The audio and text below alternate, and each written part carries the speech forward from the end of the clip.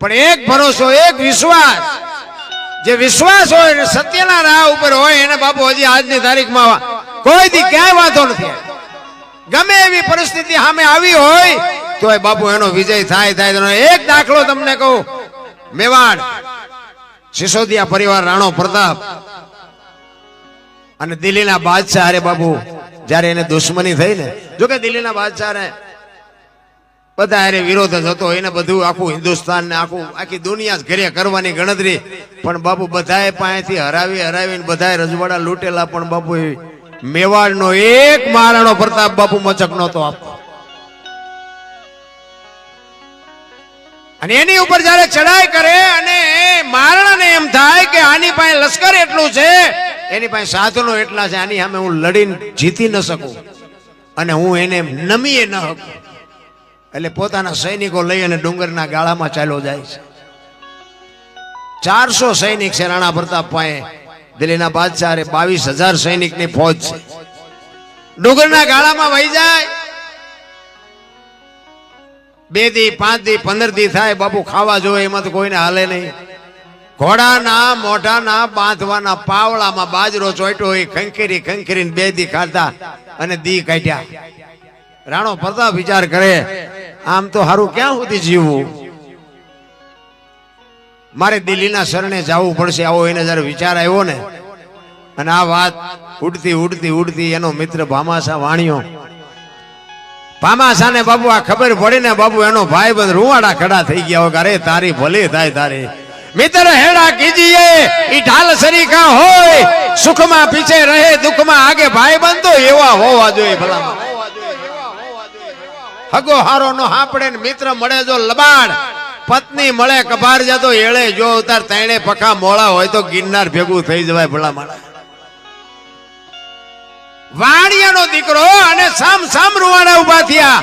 એ કે દરબારનો દીકરો ગરાસ્યો છત્રી અને દિલ્હીના શરણે જવાની વાત કરે છે. એ કે તલવાર હું ન ઉપાડી શકું, પણ એને મારે એક વખત ચેતવવો તો છે જ કે રાણા ખોટું થાય છે, આ કરાય નહીં. એ રાતના સમયે ડુંગરના ગાળામાં એ ભાઈબંધ ભામાશા વાણિયો નીકળ્યો. ગોતે ક્યાં બાપુ? ડુંગરના ગાળામાં ક્યાં ગોતો? વાણિયાનો દીકરો રાતે બાપુ રાડ્યું પાડે, રાણા એ રાણા પ્રતાપ એ રાણા. અને સામે ભેખડુમાં બાપુ અવાજ આવ્યો, કોણ?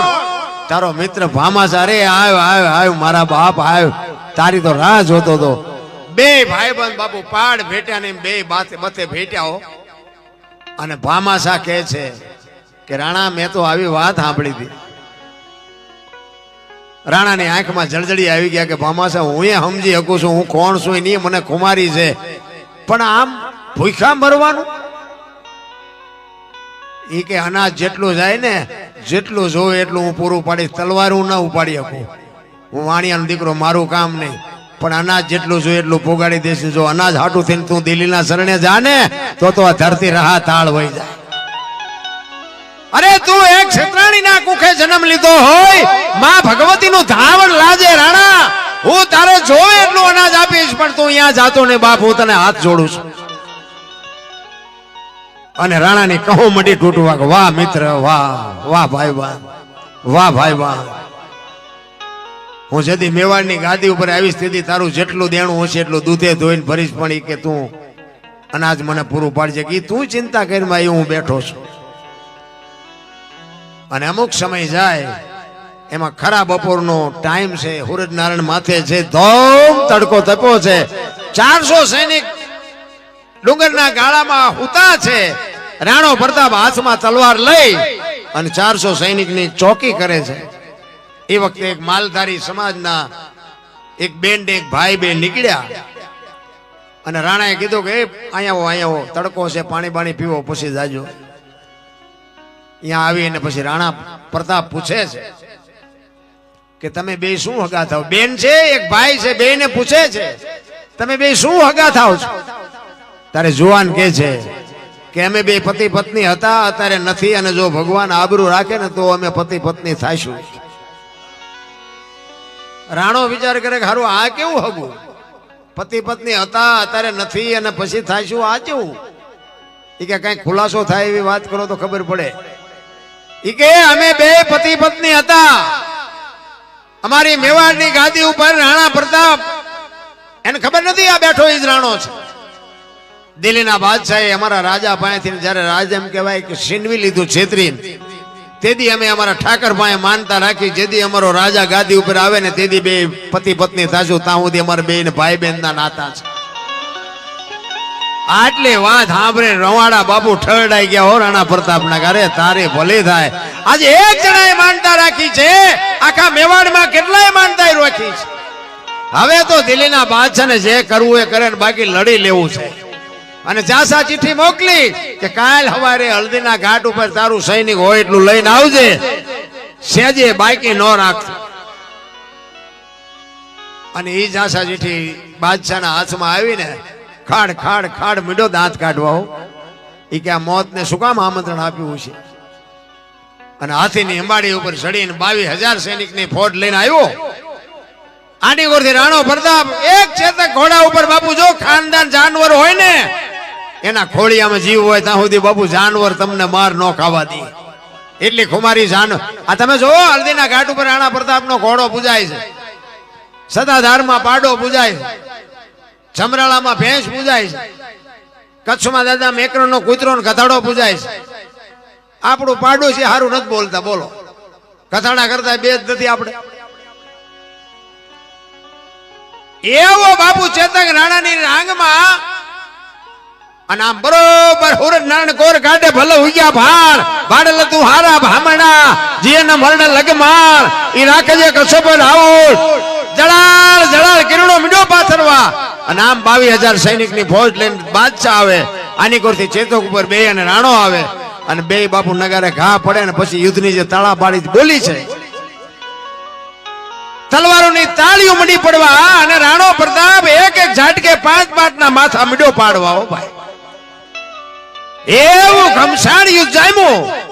દિલ્હીનો બાદશાહ હાથીની ઉપાડી પર બેઠો બેઠો વિચાર કરે છે કે વાહ રાણા વાહ વાહ, તારી જનેતાને ધન્યવાદ દેવાય. હું આ 22,000 ને રોટલા દઉં છું, પણ તારા જેવા જો મારી પાસે 10 હોય ને આખા હિન્દુસ્તાનમાં કોઈને રાજ ન કરવા દો.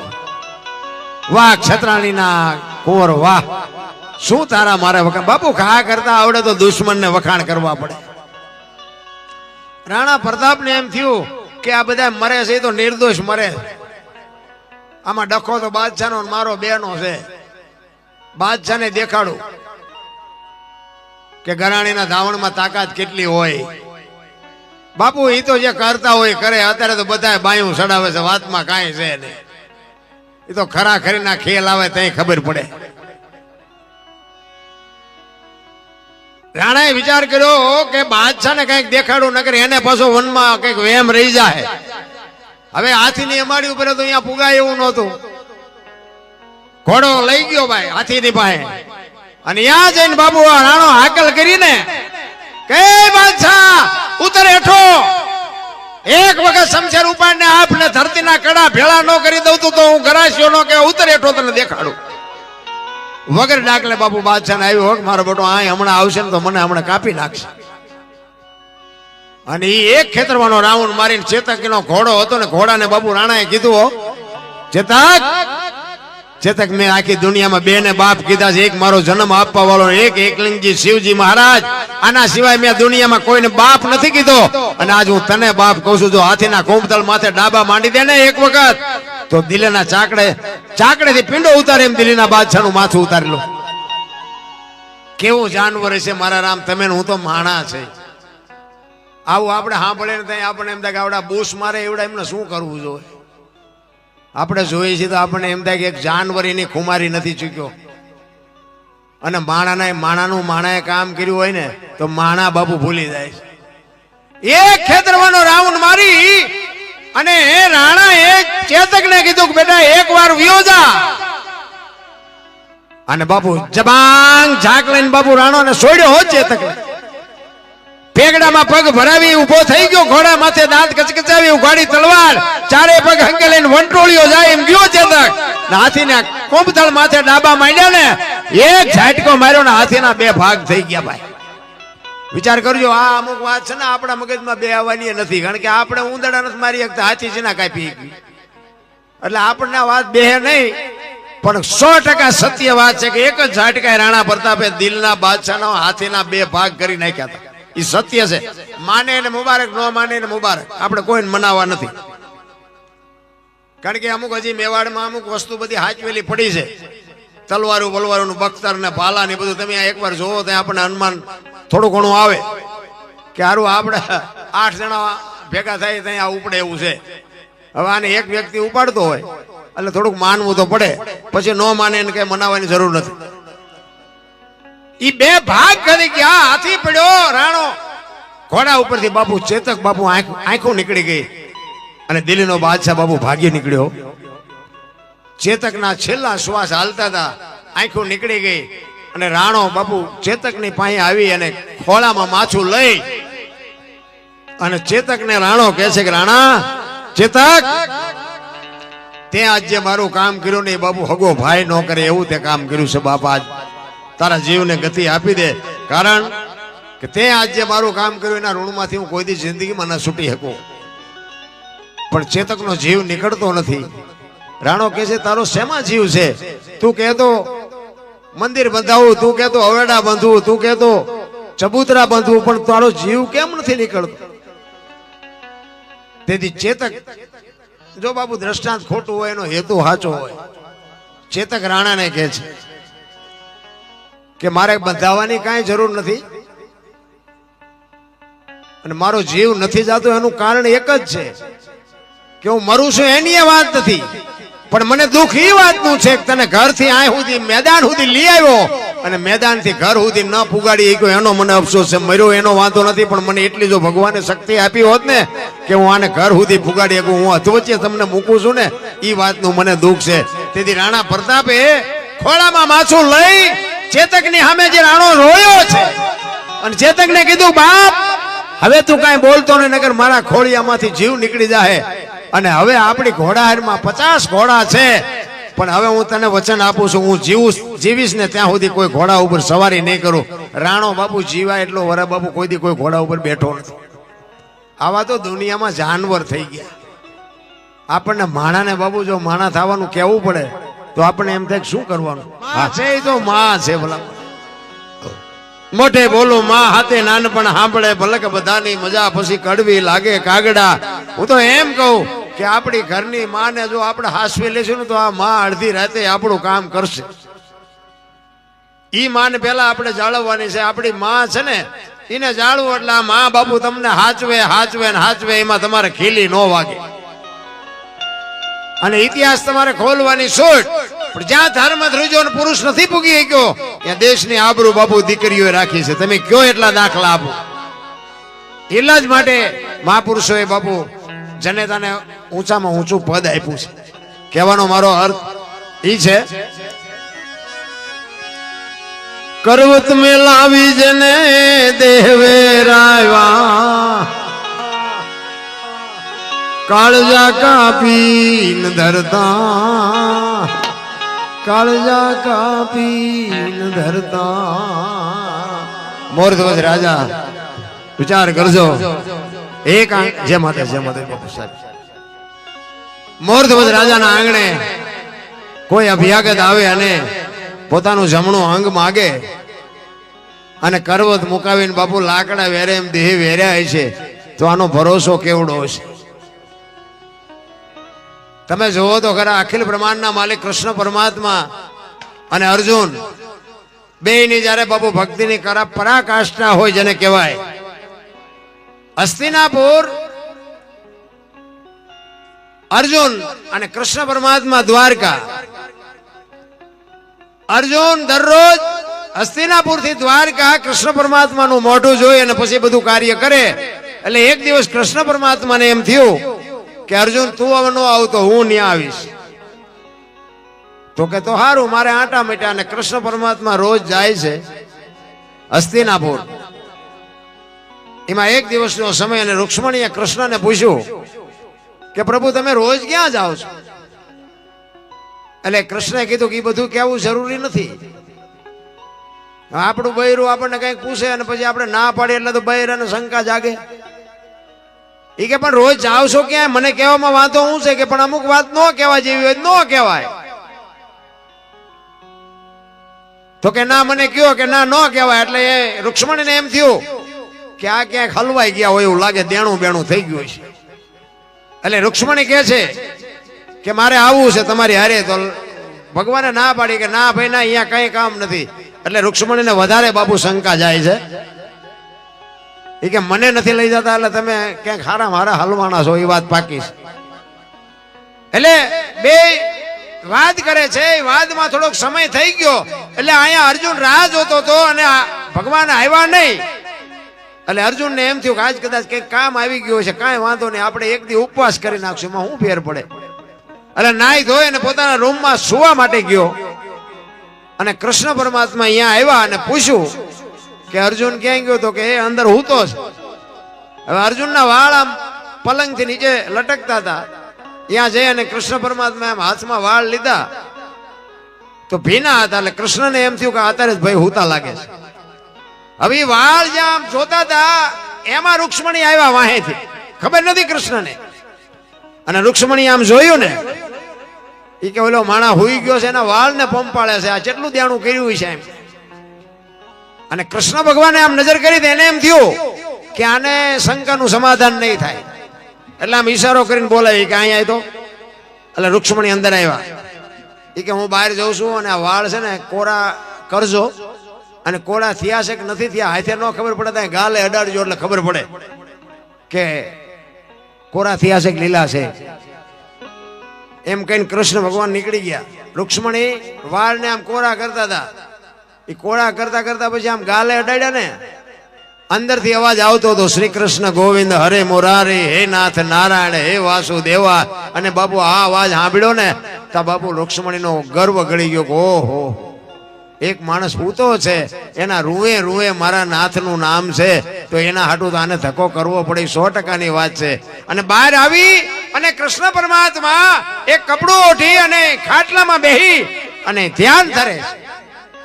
એટલે અર્જુન ત્યાં આવ્યો, માને જોયા કે માં તમે આવ્યા. અને કૃષ્ણ ભગવાન તો કે બહાર છે.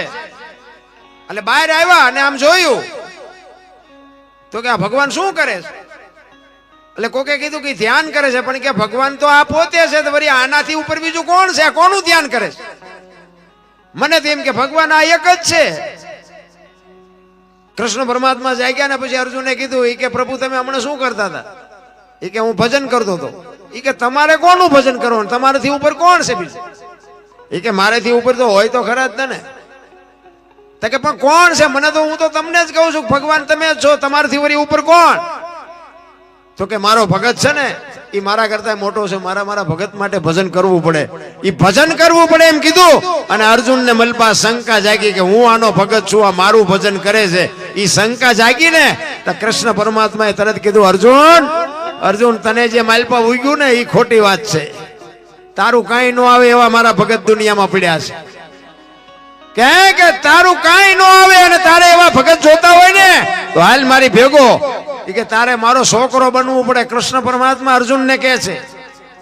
એ બાપ દીકરો બે બન્યા, ગરજવાન અકલ ન હોય. એ કે છોકરો બનવું છે પણ જોવું છે તમારા ભગત જેવા છે. એ બે જણા બાપુ મોરધ્વજ રાજાના દરબારમાં આવ્યા. કૃષ્ણ ભગવાન બાપ બન્યા છે, અર્જુનને છોકરો બનાવ્યો છે. ગરજવાનને અકલ હોય નહીં, જે કે એ બને. પછી એમ કે આવું નહોતું કરવાનું, કરી નાખે પછી બધા હલવાય. અહીંયા આવી અને મોરધ્વજ રાજાને કહે છે કે તમારું જમણું અંગ મેં સાંભળ્યું છે કે તમે 32 લક્ષણા છો. હું જંગલમાંથી આવતો તો નાર્યો ને મારો છોકરો છે. અર્જુન કોર ઘડીએ ઘડીએ હાથ કરે, આ મારો છોકરો છે, એકનો એક છોકરો છે. અને સિંહ મળ્યો મને જંગલમાં. સિંહે એમ કીધું કે હું તારા છોકરાને ખાઈ જાઉં. આર્યો એક જ છે મારે, ઈ કે છોકરાને ખાઈ જવાની વાત કરતો. એટલે મેં વનરાજને કીધું કે ભાઈ મને ખાવું હોય તો ખાઈ જા, મારે આંધળાની આ એક લાકડી છે, મારો આ એક જ છોકરો છે, તું એને ન ખાઈશ. તો કે કાંઈ કરતા તો કે તને છોડું ખરો, તારા છોકરાને છોડું, પણ 32 લક્ષણા પુરુષનું જમણું અંગ જો તું મને લાવીને આપ તો તને છોડું. અને મેં એવું સાંભળ્યું હતું કે તમારું છે ને તમે 32 લક્ષણા પુરુષ છો અને તમારું જમણું અંગ લેવા માટે હું આવ્યો છું. જો દઈ શકો તો આપો, ન દઈ શકો તો ના પાડો તો બીજે જવું. કારણ કે દી હાથમાં પહેલા મારે સિંહને કાં જમણું અંગ દેવું પડે ને કાં મારો દીકરો દેવો પડે. મોરધ્વજ રાજા કે કાંઈ વાંધો નહીં, બેહો. દીકરો આવ્યો, મોરધ્વજ રાજાનો દીકરો આવ્યો. ઈ કહે છે કૃષ્ણને કે બાપુ હું એનો દીકરો છું, એનું અંગ નો કહેવાય કે તું એનું અંગ કહેવાય, પણ તું હજી લગ્ન નથી થયા, તું કુંવારું, તું નો હાલ. મોરધ્વજ રાજાના પત્ની આવ્યા. એ કે હું એનું અડધું અંગ છું, નો હાલું. તો કે તમે એનું અંગ છો પણ ડાબુ, મારે જમણું જોવે. પછી કૃષ્ણ પરમાત્મા સાધુના વેશમાં ખારા થયા. એ કે ઘડીક છોકરાને બોલાવે, ઘડીક બાયડીને બોલાવે, દેવું હોય ત્યાં ને હમણાં હાંજ પડશે, મારા છોકરાને ખાઈ જશે, આ મારો એકનો એક જ છે. એ કે કાંઈ વાંધો નહીં, તમને જમણું અંગ મળી જશે. પછી કહે છે કે તમારો દીકરો ને તમારી વહુ બે કરવત ખેંચે, બાજુ ઉપર બે આંખમાંથી આવડું ન આવવું જોઈએ તો લઈ જઈશ. એ કરવત મગાવે, બાજુ ઉપર રાણા એને બેહાડે, બા અને દીકરો બે કરવત ને ખેંચે અને ઘરાડ ઘરાડ ઘરાડ મીંડો હાલવા, લોહીની શેડું મંડી ઉડવા. પણ બાપુ અર્જુનના રૂવાડા મીડા ધ્રુજવા. હો કરે તારી ભલી થાય તારી. અને આ કઈ નાની વાત છે? કરવત મુકાવવા, શરીર વેરવા એટલે વાતું કેવડી જાતો આપણે સાંભળી થાકી રહ્યા ને એટલે આપણને ઉતરતું નથી. આપણે કોકના લઈને નથી પાછા દેતા, કરવત આપણે શું મુકાવી? આપણે અહીંયા કોઈક માંગણ આવે ને બટકું રોટલો ન દે તો આપણે કરવત શું મુકાવી? અને આ નાક સુધી કરવત આવ્યો ને, ડાબી આંખમાંથી મોરધ્વજ રાજાને આવડું આવ્યું ને, કૃષ્ણ કહે છે કે ઉભા રહ્યો, આ એક અંગ રોવે છે, આને દેવામાં તકલીફ છે, મારે આવું નથી જોતું. તેથી મોરધ્વજ રાજા કહે છે કે બાપુ તમે સમજો છો ને એ વસ્તુ નથી, તમારી વાત જ આખી ગલત છે. એને ખબર નથી અખિલ બ્રહ્માંડ નો માલિક છે. એ તો સાધુ સમજીને કહે છે કે બાપુ તમે જે વિચારો છો એ વાત નથી, પણ ડાબુ અંગ એટલા માટે રોવે છે કે મારી માના ઉદરમાં અમે ભેગા હતા, દુનિયામાં આવ્યા અમે ભેગા, આટલા વર્ષ સુધી અમે ભેગા રહ્યા, અને જમણા અંગનો ગરાગ આવ્યો ને મેં એવા હું પાપ કર્યા છે કે મારો કોઈ ગરાગ નથી, આવડું એટલે આવ્યું છે મને. ત્યારે કૃષ્ણ પરમાત્મા ને ઓલો અર્જુન ઢોળા મારવા માંડ્યો. એ કે બસ કરાવો ને, હવે રવા દો, હું જોઈ નથી શકતો, જોઈ નથી શકતો. અર્જુન ને કે બેટા તું કહેતો હતો ને મારા જેવા કોઈ ભગત નથી, હજી બીજા જોવા છે. એ કે હવે નથી જોવા. આપણે ત્યાં થોડીક ભક્તિ કરી તો નથી, આપણે જે ઠેકડા મારવા માંડી જતા. અમારા કલાકારોમાં એવું હોય છે, સારું જરાક ગાતા હોય તો આમ આપણે એમ કે સીતારામ, તો આમ માથું કરે. સીતારામ તો બોલ, મરી તો તું જવાનો છે, પણ નથી બોલાતું. આ જીરવાતું જ નથી રામ. એટલા જ માટે બાપુ આને સમજવા માટે સદગુરુની શાન જોવે. સદગુરુની શાન સિવાય કોઈથી કોઈ વસ્તુ પતે એમ જ નથી. તમારે ભજન સમજવા હોય ને, આ કોઈ નિશાળમાં, કોઈ કોલેજમાં, કોઈ યુનિવર્સિટીમાં ભણાવતું નથી. હું તો એમ કહું કે આ બેનું છે ને, બેનું ખાસ હારા દીકરા તો છે ને, માં જો કઈક સિંચન કરે ને તો જ હારા દીકરા થાય. બાકી ભગવાનને કે હારો દીકરો દે, હારો દીકરો દે, શું અહીંયા દુકાન છે? હારો દીકરો પાત્રો તમને દઈ દે. એ તો બાપુ માં જો એનું સંસ્કારનું સિંચન કરે ને, માના કોઠામાં કઈક સંસ્કાર પડ્યા હોય, એના ધાવણમાં સંસ્કાર પડ્યા હોય તો આપને ટેકો. છત્રપતિ શિવાજી મહારાજ જીજાબાઈના ઉદરમાં હતો ને, માએ ગીતા ને રામાયણ ઓગાળીને પાઈ દીધી હતી. માને ખબર જ હતી કે ભગવાન મને દીકરો આપે કે દીકરી આપે, આપણું સંતાન આપને ટેકો દેવું જ થાય. માએ કાંગલું કોઈ દી ન થાય, કુમારી માને હોવી જોઈએ. વહુ હારો ભેગા પાણી પૂરીયું ખાતા હોય ત્યાં પરજા જેવી થાય. કોઈ હારા પરજાની વાત નથી બાપુ. હું તો એમ કહું કે રાણા પ્રતાપ અને શિવાજી જેવા દીકરા આજે થાય, ગંગા સતી પાનબાઈ જેવી દીકરીઓ આજે થાય. કેમ નો થાય? કોઈ સમય બમય ફર્યો નથી. ઘણા બધા એમ કે હારો સમય બગડી ગયો, સમય બગડી ગયો. માણા કાંઈ બગડ્યું જ નથી, આપણે બગડી ગયા છે. સમય બધો બરોબર જ છે. અત્યારે તમે જોવો તો 20 જોડી કપડા હોય છે, 10 જોડી જોડા હોય છે. શું બગડ્યું? એક જોડીમાં 3 જણા હલવતા. એટલે બગડ્યું કઈ નથી, સુધર્યું છે. મને તો એમ લાગે. પછી તમારા વિચારો બગડી ગયા હોય, કોકને તમે દુખી કરો તો તમે બગડ્યા છો. એમાં જગત કઈ બગડી નથી. સમય તો મને એમ થાય જીવવા જેવો આવ્યો ભલામણા. કોઈ મને ભાગ ની કરમ બરમ ની મને કઈ ખબર જ નથી પડતી. બધા ભાવ ની માંડે. મને એમ થાય કે મળ્યો સુતાઈ લો, કાલ ની ખબર નથી, ભાવ ની શું ખોડો હરિયારિયા છે. કોઈને કાલ ની ખબર. વર્તમાનમાં જીવો. ભૂતકાળ ને ભવિષ્યકાળ ને યાદ કરવાની જરૂર જ નથી. માણસ જન્મે ને 2-2.5 કિલો નો હોય, 60-80 100 વર્ષ જીવે અને મળી જાય ને શમશાનમાં લઈને હળગાવી નાખો અને રેખ્યા ભેળે કરીને જોખો એટલે 2-2.5 કિલો થાય. વાતમાં કાંઈ છે નહીં. મેં ઠેકડા ભરી લીધા, મારા રામ કાંઈ છે નહીં વાતમાં. મોજ કરી લ્યો, કાંઈ કરવાનું. અમે તો આખી દુનિયા, અમે ગોકુળમાં ગયા ને, ગોકુળમાં 4-5 ભાઈબંધ ફરવા ગયા. એક બાપુ બેઠા હતા, કૃષ્ણ ભગવાનનો એક નાનો મૂર્તિ ને હિંડોળો ને. અમે અંદર ગયા ને તો કે બેહી જાઓ, અમે બધા બેહી ગયા. એ કે 100 રૂપિયા લાવો. મેં શાના? એ કે કાનુડા ને હિસકો નાખવાના. મેં કીધું અમારા 100 રૂપિયા બગડે ને કાનુડા ની નીંદર બગડે, ભલે હું તો કે તમે નાસ્તિક લાગો. મેં કહું નાસ્તિક છે તેમાં તો દ્વારકા આવ્યો, અહીં કઈ છે નહીં. કાનુડો તમારી ભેગો છે, અહીંયા તમારા હારે કઈ છે નહીં. અમે તો અહીંયા આંટો મારવા આવ્યા. આવીને આવી દુકાનો નાખી છે બાપુ, કાંઈ છે એની વાત. હું તો એમ કહું માને બાપાને 25-50 રૂપિયાની જરૂર હોય ને તો એને આપજો. અને અરે નો આપો તો કાંઈ નહીં, પણ હું તો અહીંયા સુધીની વાત કરું કે તમારા હાટું થઈને તમારા મા બાપને બીજાની પાસે હાથ જોડવા જવું પડે એવો ધંધો ન કરતા, તોય મારો નાથ નોંધ કરશે.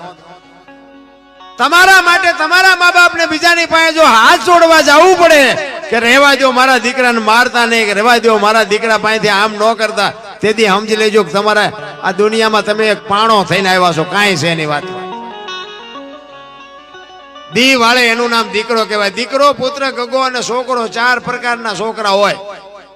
દી વાળે એનું નામ દીકરો કહેવાય. પૂ નામના નરકમાંથી પિતૃતર્પણ કરી શ્રાદ્ધ કરી મા બાપનું તારણ કરે એનું નામ પુત્ર કહેવાય. ગામમાં કઈ ખરડો થતો કે આમાં હું લખાવો છો, ઉભા રહું મારી બાન પૂછતો હોય એનું નામ ગગો કહેવાય. અને સડી પહેરીને હુતળી બાંધીને દારૂની કોથળી તોડીને ઊંધા પીડ્યા હોય એનું નામ છોકરો કહેવાય. ચિયાખાનાનું નામ છે, જોઈ જોયું હવે. હરિશ્ચંદ્ર સગાળ શાન જલારામ બાપુ કોકના દીકરા, કેવડી કેવડી મા બાપની કમાણી છે કે આ દુનિયા બાપુ 18 વણ જેને યાદ કરે. શું બાપુ આ માએ આ માત પિતાએ શું એના સંસ્કારનું સિંચન કર્યું છે. તમારે મારે તો બાપુ બધા રોદડા રોવાના એવાયા થઈ ગયા, બાકી વાતમાં કાંઈ. અત્યારે તમે જોવો તો માણા કોઈ હેઠે પગ મૂકવાનો નથી એવો સમય આવ્યો છે. છતાંય આપણને, હું તો આ બેનો દીકરીઓને ખાસ કહું કે તમે તો માં છો, શક્તિ છો. તમે ધારો તો આજે બાળીને ભસ્મ કરી દો તાકાત છે, પણ હવે તમે જે ફેશનમાં દી ઉઠાડ્યો છે કોને કેવું. એટલા જ માટે પુરુષોત્તમ બાપુએ બાપુ માની એક વાણી લખી છે, એની 1-2 કડી ગઈ અને પછી મારી વાણીને વિરામ આપું. પછી તમારે તે બધાનું ઘણાનું કામ હશે, પછી તમારી જેવી મોજ હશે એટલે અમે આનંદ કરાવશું, બાકી પછી તમારી જેવી ઈચ્છા. એટલે પુરુષોત્તમ બાપુ એની જનેતાની વાત કરે છે કે મારી માં તો મારી માં છે. અને બાપુ માં છે ને, હું તો એમ કહું કે માને બાપને તમે સવારે પગે લાગીને જાઓ ને, જિંદગીમાં બાપુ ક્યાંય કોઈ દી જો કામ અટકે ને તમારું, તેથી મારું નામ માથે જોડાનો ઘા કરજો. બાકી દુનિયાને પગે લાગવાની જરૂર નહીં પડે. જો તમે મા બાપને પગે લાગશો તો દુનિયામાં ક્યાંય કોઈને પાસે નંબરની જરૂર જ નહીં પડે. મા બાપનો પ્રતાપ શું હોય એ મને તો એમ થાય કે આપણા ગરડા પાસે ખાવા અનાજ નહોતું, રહેવા સારું ઘર નહોતું, એટલું ભણ્યા નહોતા, તોય કોઈએ ન કીધું કે મારા મા બાપને આશ્રમમાં મૂકવા જવું. અને અત્યારે ભણતર ને રૂપિયા ને વાહન ને મકાન ને એટલું બધું વધ્યા પછી મા બાપ કોઈને પોહાતા નથી. અમે એક જગ્યાએ હમણાં વિરમગામ પાસે પ્રોગ્રામ હતો ને, બધા સાધુ સંતોનો મેળાવડો હતો, અહીંયા મને બોલાવ્યો હતો. એટલે અહીંયા આ વાતની ચર્ચા થઈ. એટલે એ બાપુ એક હતા ને, એ કે દરબાર મને કે આ બધા તમે બધા કયો છો, અમે કહીએ છીએ પણ આ માણસને મગજમાં બેહતું નથી, એનું કારણ શું? મેં કહ્યું બાપુ મને બેસે પણ મારું કીધું કોઈ માને નહીં. મને તો મેં કીધું આનો આઈડિયા આવડે, કોઈ મેં કીધું મા બાપ દુઃખી જ ન થાય જો મેં હું કહું એમ કરે. તમારા હામું થાય કર્યા. મને કે એવી તમારી પાસે શું વાત છે? મેં કીધું બાપુ પણ તમે હું કહું તમારે કાન પકડવો પડે, બોલો. મને કે એવી વાત શું? મેં કીધું બેનું ને છે ને, બેનું ને મેં કીધું મમ્મી પપ્પા ગમે છે ને હાઉ હારા નથી ગમતા. અને ભાઈઓને મેં કીધું હાઉ હારા ગમે છે ને મમ્મી પપ્પા નથી ગમતા. આ બેનું મેં કીધું હારે જાય છે, એના બદલે જો ભાઈઓ હારે જાય તો સમાધાન થઈ જાય કે ન થઈ જાય? બાપુએ કાન પકડી ગયા. મને કે તમારી વાત સાચી છે, પણ મેં કીધું આ કરે નહીં ને કોઈ. નકર મેં કીધું કોઈ મૂકવા જાય બેન નહીં, એના મમ્મી પપ્પા મળી રહે ને ભાઈ ને મેં કહું હાઉ હારા મળી રહે, કોઈ નો કે મા બાપ ને મૂકવા જવું છે. મને કે વાત તમારી સાચી છે, પણ મેં કીધું વાંધો જ્યાં છે આપણું સમજી નથી શકતા કોઈ. નકર બાબુ દીકરીઓનું સમર્પણ તો તમે જો કેવડું સમર્પણ છે માનું, હે, પણ આપણને નહીં સમજાય. અને પછી છેલ્લી ઘડીએ બાપુ જેથી આપણી શરીરને આપણું શરીર જેથી સાથ નહીં આપે ને તેથી રોયે વારો નથી આવવાનો. એક લખવું હોય તો લખી લેજો. સેવા કરીએ છીએ ને તો જ બાપુ છેડે મેળ પડવાનો છે, નકર રોતા નથી આવડવાનું. એટલે પુરુષોત્તમ કહે છે કે મારી માં તો મારી માં છે, મારી માં જેવું આ દુનિયામાં કોઈ ન થાય. એટલે કહે છે એ જી જનેતાની તોલે જનેતાની તોલે કોઈ નાવે બીજી લુખા લાડન ડાવે જગતમાં જન્મ દેનારી રે એ મારી માની તોલે કોઈ નાવે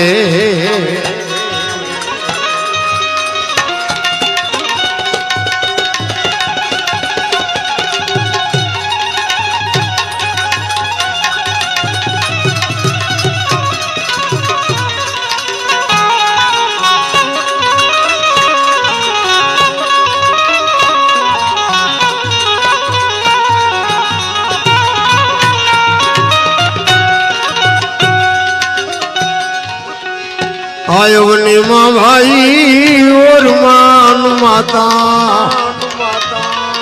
राम ने राज तजावे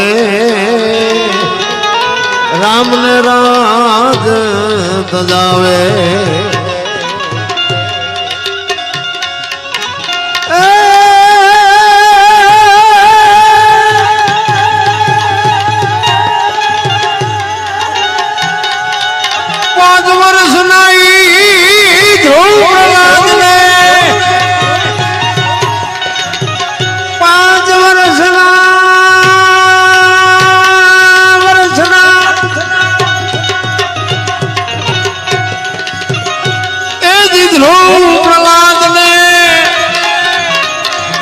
कड़वा वेणा बनावे जगत मां जन्म देनारी रे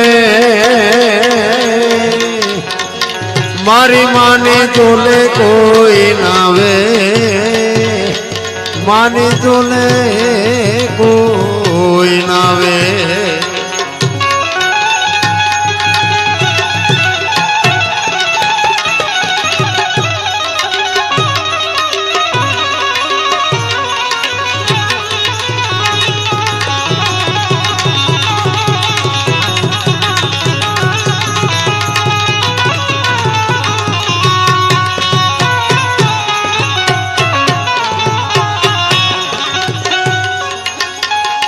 होटल ने लोजवा भाई बांकड़े भील मोकलावे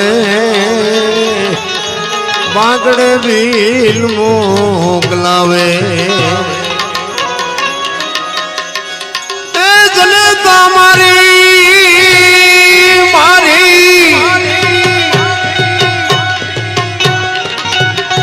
बावड़े मारी मजूरी करी खोले बेने खबरावे जगत मां जन्म देनारी रे मारी मानी तोले कोई मानी तोले कोई मानी तोले कोई मानी तोले कोई रामकृष्ण परमहंस ने एनी जनेता के छे परमहंस रामकृष्ण परमहंस नो बाबू एक दांत छे ने काळो हतो ए काळो दांत हतो ने एनी माए आम जोयुं ने એટલે માની આંખમાંથી આહુડા આવી ગયા એટલે દીકરો પૂછે છે કે માં શું કામ આહુડા કેમ આવ્યા તો કે બેટા તારા મોઢામાં એક દાંત એવો છે ને કે તું દુનિયામાં મહાન બનીશ દીકરો વિચાર કરે કે મહાન દીકરો બને અને માને દુઃખ લાગે આ કેવી વાત ત્યારે જનેતા એમ કહે છે કે બેટા તું મહાન બનને એમાં મને વાંધો નથી પણ મહાન બન્યા પછી દીકરો માને ભૂલી જાય છે એટલા માટે મને આ હોડું આવી ગયું અને દીકરાને એવડો મોટો આઘાત લાગ્યો કે માં એ દાંત છે એટલે હું મહાન બનીશ ને એ પાણો લઈને બાબુ મોઢામાં દાંત પાડી દીધો ભાંગી નાખ્યો કે આ દાંત હોય તો હું મહાન બનું ને આનું નામ દીકરો કહેવાય ને આ માને કંઈક સમજી ક્યાં કહેવાય બાકી જે પેટે પાટા બાંધી મોઢામાંથી કોળિયા કાઢીને મોટા કર્યા હોય લીલામાં ઈ હુએ ને આપણને હુકામાં હુવાડ્યા હોય અને બાબુ પાણા એટલા દેવ કર્યા હોય કેવડા અરમાન હોય ભલા. અમુક અમુક ને દીકરા છે ને ભગવાન ને કે આના કરતા નો દીધો હોત તો સારું. અમુક કે છે કે ભગવાન કોઈક દીકરો દે આપણને એમ થાય કે આમાં સાચું શું છે એ નથી સમજાતું. છે ઈવડાય કે નો હોત તો સારું તો ઈમ રોવે છે. નથી ઈવડાય કે ભગવાન એકાદો આપે તો સારું. હારો નો આપે કાઉ જાજા કાગોલિયા ને કાઉ જાજા કપૂત હકડો છો મયત ભલી અને હકડો ભલો સમૂત. હારો એક ગોપીચંદ કે ભરતરી જેવો હોય ને હાથ પેઢીઓ ઉજળી કરી દે. એક બાપા બહાર કેમ ગયા હાથ પડી ગયા ઘરે જ આવું છે ઓલા ઘર ધણી કે પણ 4 દીકરા છે ને શું ઘર કરો છો. બાપા એક મનનો નિયાકો મૂક્યો હારો જો કોક એક આપે ને તો 4 ને દેવા છે. હવે આ કેટલો ધરાવ કેટલો હોય છે બા બાપ ને દીકરાનો. કહેવાનું તે ને મારે 4 છે કોઈ ફાયદો નથી ભલામણા. એક દીકરો એવો હોય આપને ટેકો દે એવો કે ના ના આ તમે જો આવડું મોટું આયોજન કર્યું છે એમાં બાપુ કોઈ ભગવાને આપ્યું હોય ને કદાચ 2 લાખ 5 લાખ 25,000 50,000 રૂપિયા આપે તો એ બાપુ એના મા બાપને આપણે વખાણ કરવા પડે ને કે બાપુ જનેતાએ કંઈક સંસ્કાર આપ્યા છે તઈ આવા કાર્ય થતા હોય છે ને આમાં કંઈક સહભાગી બનતા હોય છે. બાકી કોઈને બાપુ પૈસા એમ નામ નથી આવતા. ઘણા એમ કે આ તો 2 નંબરના હોય ને 2 નંબરના ત્યાં 10 ની નોટે નથી દીધી. 2 નંબરના દીકરા નગરા ત્યાં તો દુનિયાના બુસ જ માર્યા છે. આ 2 નંબર થી બધું હાલે છે પણ દઈ નથી શકતા ને કોઈક દે જોઈ નથી શકતા. આ અમે અમારે તો અત્યારે અમે આ બોલ્યું ને તો અમારે તો બધાને પહેલા માફી માંગવી પડે કે ભાઈ ભૂલ ચૂક થાય માફ કરજો ને ખબર ફોન આવે તમે રાણા પ્રતાપનું આ આમ બોલ્યાથી ખોટું હતું આમ હતું. શિબિરાજન બોલ્યા આમનું ને આમ હતું એટલે તો આ વી આવો ને કાનની બુટીઓ લાલ થઈ જાય છે કે નહીં જોઈ. આખી રાતમાં બધું બધા ભજન વાળા ન હોય અમુક અમુક તો અમારા રિઝલ્ટ કાઢતા હોય બેઠા બેઠા. કારણ કે સમયની બલિહારી છે. સમય એક એવો હતો કે કોકના પૈસા હું કટવી દેતો હતો. અત્યારે મારા બુશ માર્યા કેટલાય લ્યો શું કરવું. એ સમયની બલિહારી છે. સમય આવે ને પરિવર્તન લાવી દેવા પછી બુશ માર્યા ઈ જાણે એનો નાચ જાણે ને કોકના રૂપિયા આપણે કટવી દેતા અમારા રાખી શકે. અને બીજી જ નાચ પાછી અમારા નહીં. અમારા છે 1-2 પણ જાજો ભાગ બીજી નાચ વાળા ને કે ઝઘડા કરવા એ તો અમારે અહીંયા ટ્યુશન રાખવું પડે.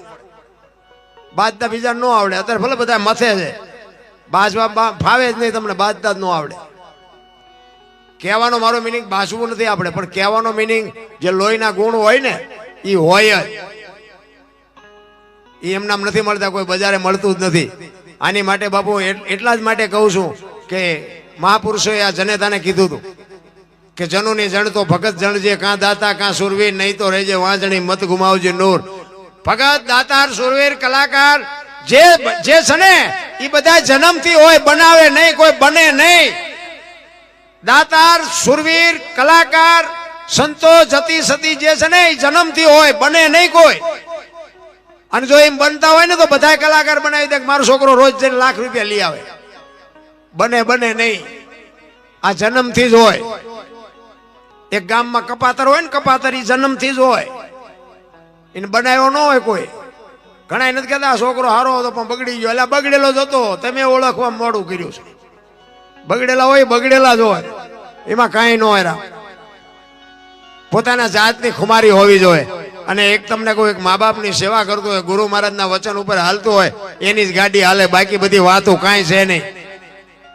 એનો એક તમને રામાયણનો દાખલો આપું. જે રામાયણ છે ને રામાયણ એ મહાપુરુષો બનાવી છે. મહાભારત એ મહાપુરુષો બનાવ્યા છે. પણ આ બે આપણને એક માર્ગ બતાવવા માટેના ગ્રંથો છે. દીકરા કેવા હોય ભાઈઓ કેવા હોય દીકરી કેવી હોય માં કેવી હોય મા બાપ કેવા હોય એ ક્યાં જોવું હોય રામાયણમાં જો. અને રળેલું ન ખાવું હોય મહાભારતમાં જો. લો બધા એમાં જ પડે ઠેકી નથી દેવું જ કરે છે. પાછું છે આખી દુનિયાને ખબર છે આમાં આપણું કાંઈ છે નહીં આપણે કઈ લઈ નથી જવું તો ઠેકડા છે ના ફરો છો. તમારો મારો જન્મ બીજા આપે. જન્મ્યા પછી નવરાવે બીજા ભણાવે બીજા ધંધો શીખડાવે બીજા. આપણે મરી ગયા પછી આપણા પૈસા વાપરે બીજા. આપણું નામ કમી કરાવે બીજા નામ લખાવે બીજા. તો તમારું શું?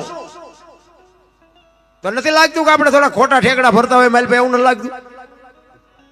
તો હરી ઉપર છોડી દો. ગંગા સતીની વાણી કે 21,600 શ્વાસા એમ નામ જાય છે રામ. હે એક ઘડી હાથી મેં પુનિયા તુલસી સંગત સાદગી કટે કોટી અપરા 24 કલાકમાં કાંઈક એનું ભજન કરો ઈ જ તમારી મારી ભેગું આવે. રામાયણ એમ કે છે જેને જોઈને લઈ જાઓ. રામાયણમાં કાંઈ ઘટ્યું નહીં. મહાભારત એમ કે છે કે હોના નાકા એની જેટલું દેવું નથી. મહાભારતમાં કાંઈ વધ્યું નહીં. અખિલ બ્રહ્માંડના માલિક કૃષ્ણ પરમાત્મા દુર્યોધન પાસે 3 વાર ગયા.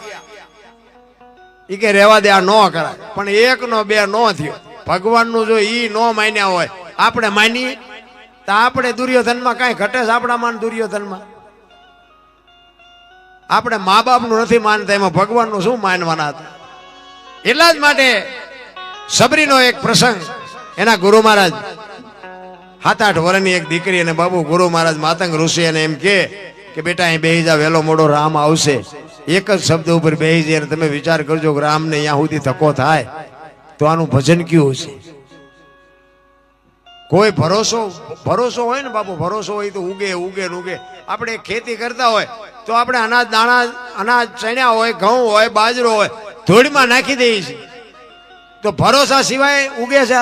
ભરોસો છે એટલે નાખી દઈ ને. એમ ઈશ્વર ઉપર બાપુ ભરોસો હોય ને તો તમારું મારું એ કામ કરે ને કરે. એ 100%ની વાત છે. પણ તમને ને મને એક વિશ્વાસનો બાપુ તાંતણો જો બંધાઈ જાય તો મારો ને તમારો મેળ પડી જાય.